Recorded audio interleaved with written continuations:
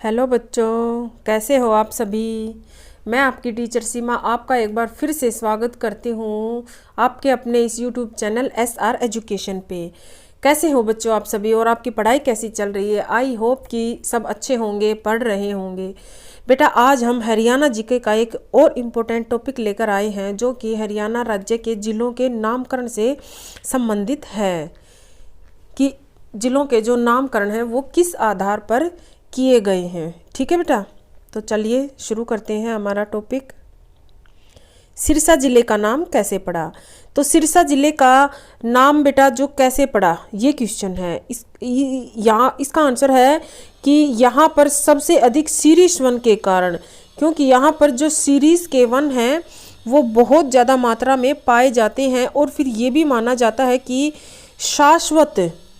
शाश्वत एक ऋषि था, उनके नाम पर भी इसका नाम सिरसा माना जाता है। वैसे ज़्यादातर आपको यही मिलेगा कि शीरीष के पेड़ों की अधिकता के कारण। सेकंड क्वेश्चन, फतेहाबाद जिले का नाम कैसे पड़ा। तो बेटा इनका नाम जो है वो बाबा फतेह खां के नाम पर पड़ा है। कैथल जिले का नाम कैसे पड़ा। कैथल जिले का नाम बेटा कपिल ऋषि के नाम पर पड़ा है और ये वानरदेव हनुमान जी की जन्मस्थली मानी जाती है। कैथल का नाम किसके नाम पर पड़ा है, कपिल देव के नाम पर। या फिर क्वेश्चन ऐसे भी आ सकता है कि हनुमान जी की जन्मस्थली कौन सी है, तो वहाँ पे भी हमारा आंसर होगा कैथल। नेक्स्ट क्वेश्चन, कुरुक्षेत्र जिले का नाम कैसे पड़ा। तो बेटा कुरुक्षेत्र जिले का नाम पड़ा है जो वो राजा कुरु के कारण है, या फिर कौरवों के कारण भी कह सकते हैं। या फिर ये क्वेश्चन ऐसे भी आ सकता है कि राजा कुरु की नगरी कौन सी है, तो वो है कुरुक्षेत्र हो जाएगी अपनी। या कौरवों के कारण भी इसका नाम कुरुक्षेत्र पड़ा है। महेंद्रगढ़ जिले का नाम कैसे पड़ा। तो बेटा महेंद्रगढ़ जिले का नाम पटियाला के राजा थे एक, उनका पुत्र था महेंद्र, उसके नाम पर पड़ा है। पटियाला के राजा महेंद्र के नाम पर इसका नाम महेंद्रगढ़ है। नेक्स्ट है, रेवाड़ी जिले का नाम कैसे पड़ा। रेवती के नाम पर। रेवती कौन थी, ये बेटा एक राजा था रेवत, उनकी पुत्री का नाम था रेवती। उन्होंने रेवाड़ी को अपनी पुत्री रेवती को दान में दिया था, तो उन्हीं के नाम पर इसका नाम रेवती था और फिर ये बाद में धीरे धीरे रेवाड़ी हो गया। नेक्स्ट है गुरुग्राम। इसका नाम पहले था गुड़गांवा, लेकिन वर्तमान में इसका नाम गुरुग्राम ही है। और इसका अगर ये क्वेश्चन आ जाए एग्जाम में कि गुरुग्राम का प्राचीन नाम क्या था, तो बेटा गुरुग्राम का प्राचीन नाम गुरुग्राम ही था। फिर बाद में इसको गुड़गांवा रखा गया, लेकिन अब इसको फिर से गुरुग्राम रखा गया है। और ये गुरुग्राम इसको क्यों कहा जाता है, क्योंकि ये इसका संबंध गुरु द्रोणाचार्य से है। ये जो कौरव पांडवों के गुरु थे उनके नाम पे गुरु द्रोणाचार्य, ये इन्होंने इसको गुरुग्राम को दक्षिणा में दिया था, इसीलिए इसको गुरुग्राम कहा जाता है। नेक्स्ट है बेटा फरीदाबाद। फरीदाबाद को प्रसिद्ध संत जो सूफी संत थे उनके नाम पर इसका नाम पड़ा है फरीदाबाद।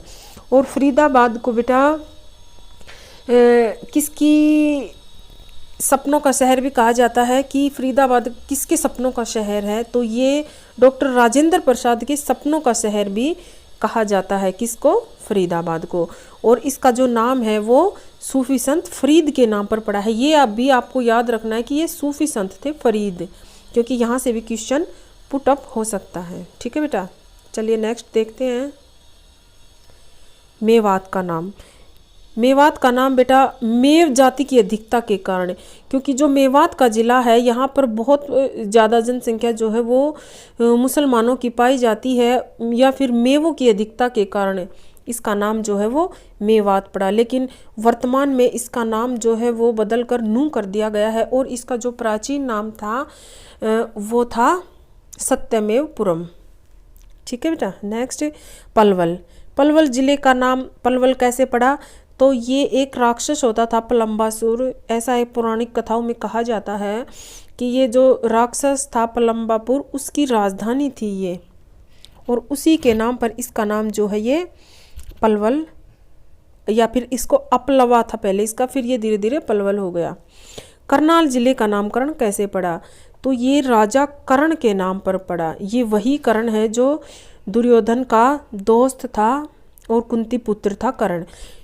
ये दानवीर कर्ण की नगरी भी कहते हैं करनाल को। और अगर ये पूछा जाए आपसे कि कर्ण का टीला कहाँ है, तो कर्ण का टीला भी है करनाल, कर्ण झील भी है करनाल में। ठीक है बेटा। नेक्स्ट, जींद जिले का नाम कैसे पड़ा? तो ये जींद जिले का नाम जयंती देवी के नाम पर पड़ा है और इसको मिल्क सिटी भी कहते हैं, इसको हार्ट ऑफ हरियाणा भी कहते हैं। हिसार जिला, हिसार में बेटा 4 फेमस गेट हैं। कौन कौन से हैं? एक लाहौरी गेट है, इसको दिल्ली गेट भी कहते हैं, ये इसका दूसरा नाम है। एक मोरी गेट है, एक तलाकी और एक नागौरी। तो इसके इस नामों के कारण ही इसको हिसार कहा जाता है। ठीक है बेटा। पानीपत, अब आता है हमारा कि पानीपत जिले का नाम पानीपत कैसे पड़ा? तो ये पाणिनि ऋषि के कारण पड़ा पानीपत। इसका नाम पानीपत कैसे पड़ा? पाणिनि ऋषि के कारण। ठीक है बेटा। और पानीपत की जो स्थापना किसने की थी? पानीपत की स्थापना की थी महाराजा दंडपति ने। सोनीपत, सोनीपत इसको सोने का शहर भी कहते हैं, स्वर्ण नगरी भी कहते हैं। और जो इसका नाम सोनीपत है वो श्रवण कुमार के नाम पर पड़ा। ये वही श्रवण कुमार है जिसकी राजा दशरथ के तीर से जिसकी मृत्यु हुई थी।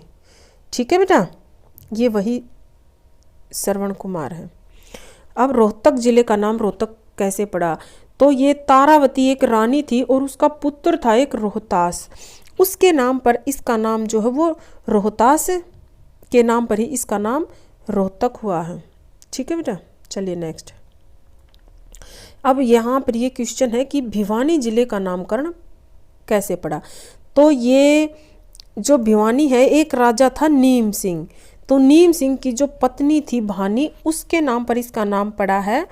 भानी देवी के नाम पर ही इसका नाम, फिर बिहानी, इसको बिहानी भी बोलते हैं, लेकिन फिर उसी के नाम पर इसका नाम बाद में भिवानी हो गया। झज्जर जिले का नाम, झज्जर बेटा एक छज्जू किसान के नाम पर पड़ा। झज्जर में एक जो किसान था छज्जू, उसने इस शहर को बसाया था और उसी के नाम पर, उस छज्जू नामक किसान के नाम पर ही इसका नाम जो है वो झज्जर हो गया। कुरुक्षेत्र, कुरुक्षेत्र बेटा ये तो बहुत फेमस जगह है हरियाणा की, यहाँ पर महाभारत का युद्ध लड़ा गया था, ऐतिहासिक स्थल है ये।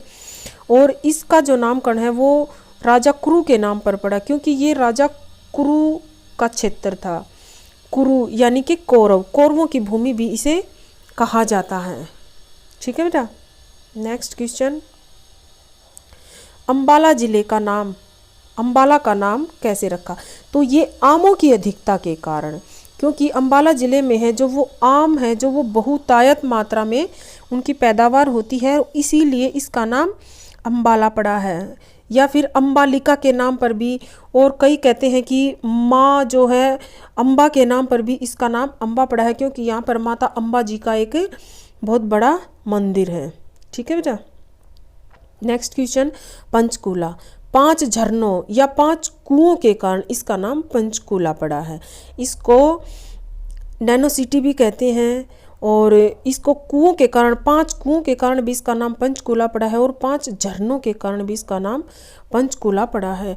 और ये कुछ समय के लिए पांडवों का निवास स्थल भी रहा है, कि ऐसा भी माना जाता है कि इसके कारण भी इसको पंचकूला कहते हैं। नेक्स्ट है यमुनानगर, यमुनानगर यमुना के किनारे के कारण।